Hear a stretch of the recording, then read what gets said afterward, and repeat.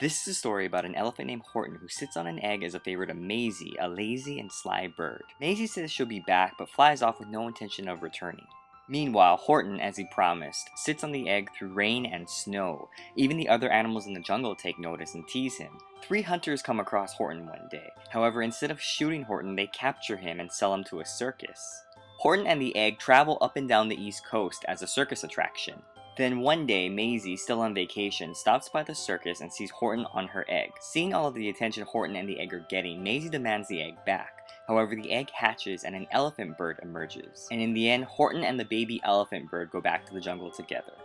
This story is a great example of focus and characters. The story has two main characters, Mayzie and Horton.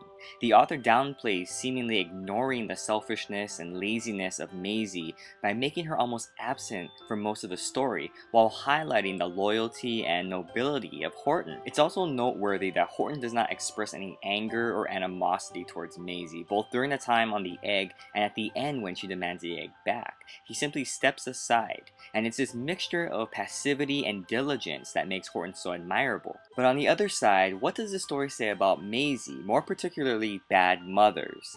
In our society, we tend to hear a lot about the single mom who is raising the child, but in this story, it is the mother who runs away from responsibility. Perhaps it's just the mechanics of how an egg hatches that a mother character is required, but it still has implications to both sex parents. That male or female, even though a parent is physically there, emotionally the parent can still be away, and ultimately it's this emotional investment that makes a great parent. But an elephant bird? How is that possible? Genetically, it isn't.